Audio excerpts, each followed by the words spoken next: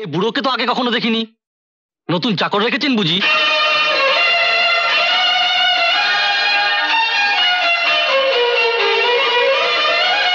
আমি আমার জীবনের সবচেয়ে বড় পুরস্কার পেয়ে গেছি মমতা।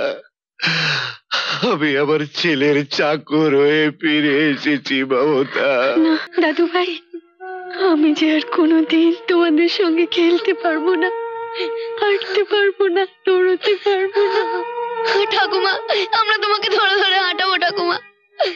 আমরা তোমাকে নিয়ে খেলবো ঠাকুমা।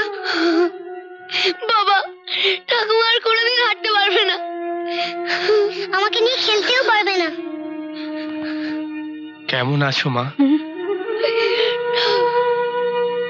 ভালো আছি রে। তোর মুখটা অত শুকনো লাগছে কেন? বাবা, হাসপাতালে সব বিল দেওয়া হয়েছে? হ্যাঁ, বিল শোধ না করে কি রোগীকে বাড়ি নিয়ে আসা যায়? না মানে কোথা থেকে কিভাবে হলো? বাস হয়ে গেছে কোনোভাবে। আমি কিচ্ছু জানি না। যা করার তুষার করেছে, আমাকে জিজ্ঞেসও করেনি। চিকিৎসা হওয়ার দরকার ছিল, হয়েছে। কিভাবে টাকা জোগাড় হলো তা জানতে চাই, আমি কি করতে পারতাম? তুহিন, মানুষ যখন অক্ষম হয়ে যায় তখন তখন সে সব সত্যি যেন সাহস হারিয়ে ফেলে। এই যে তুমি তুমি একদিনও তোমার অসুস্থ মাকে হাসপাতালে দেখতে যাওনি, এমনকি যার জন্য এত বড় দুর্ঘটনা ঘটে গেল তার মনে কোনো অনুশোচনা এসছে কিনা তা আমি কোনোদিন জানতে চাইনি। না বাবা, হেনা ওর মার বাড়িতে, ওর মা হঠাৎ অসুস্থ হয়ে পড়ায়। তা তো জানতাম না। আহা, আমার তো দেখতে যাওয়া উচিত ছিল। তা তুমি দেখতে গিয়েছিলে? হ্যাঁ, গিয়েছিলাম। Good, very good.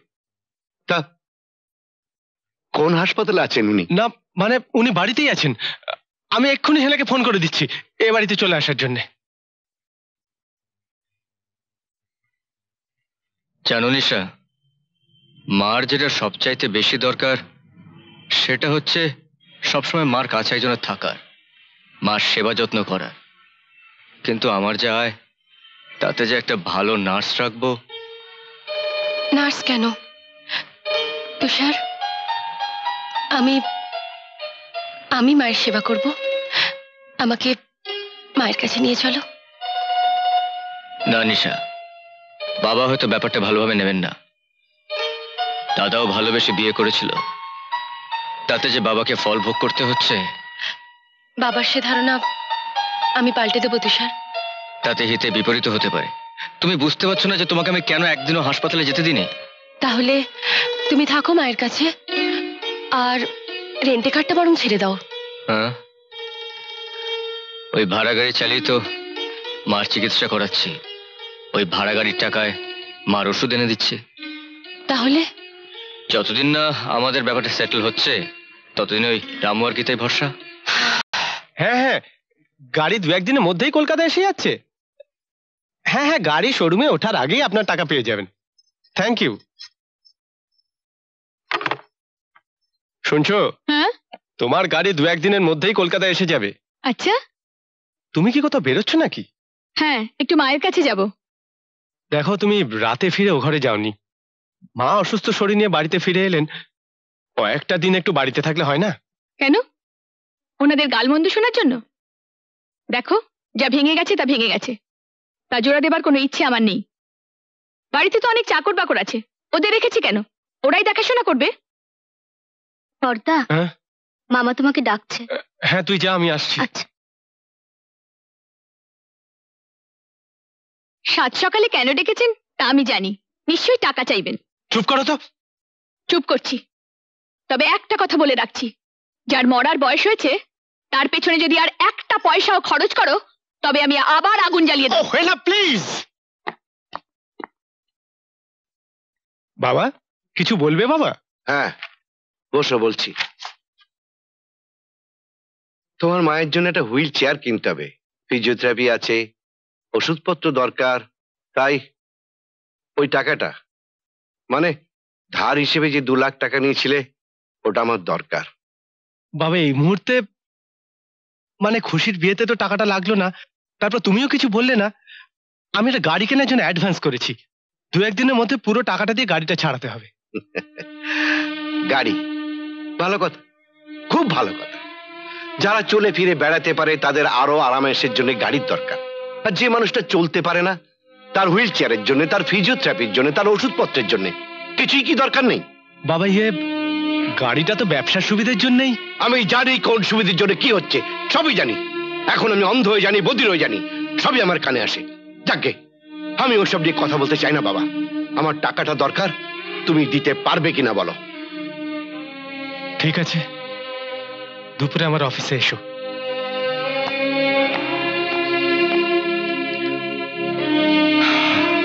বাবা তুমি তুমি কেন খাবার নিয়ে এসেছো? ইস, এ কি অবস্থা হয়েছে তোমার? তাতে কি হয়েছে?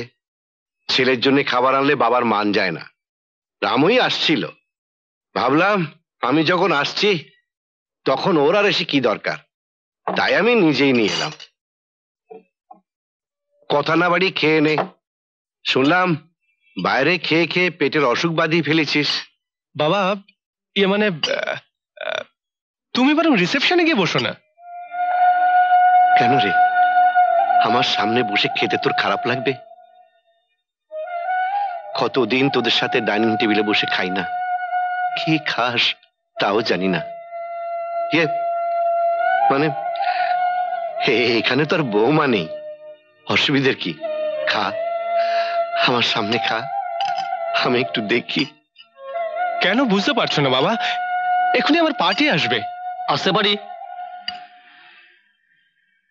আসুন আসুন মিস্টার গাঙ্গুলি, আসুন। কেমন আছেন বলুন? ভালো, খুব ভালো।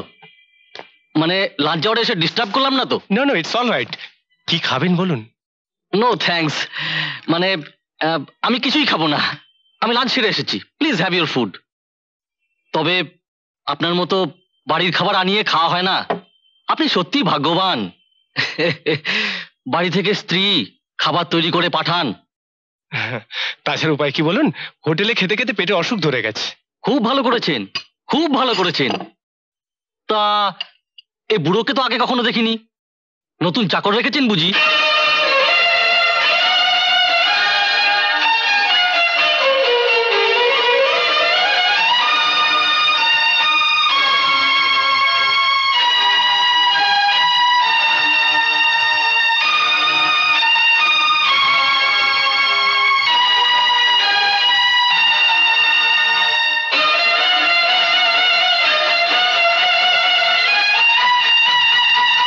দেখে বেশ বিশ্বস্ত লাগছে।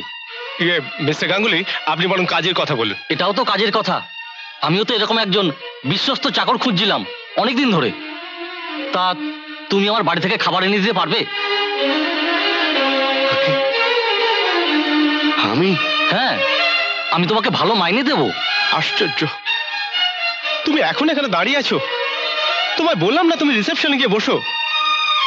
হ্যাঁ হ্যাঁ হ্যাঁ, যাচ্ছি।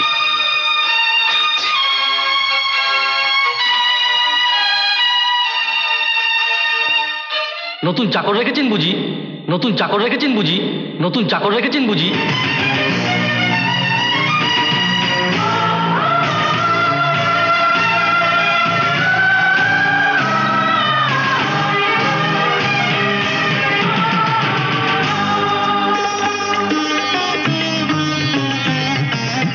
আমার মতো এত সুখী নয় তো কারো জীবন, কি আদর স্নেহ ভালোবাসা জড়ানো মায়ার বাঁধন, জানি বাঁধন ছিঁড়ে গেলে আসবে আমার মরণ। আমার মতো এত সুখী নয় তো কারো জীবন, নয় তো কারো জীবন।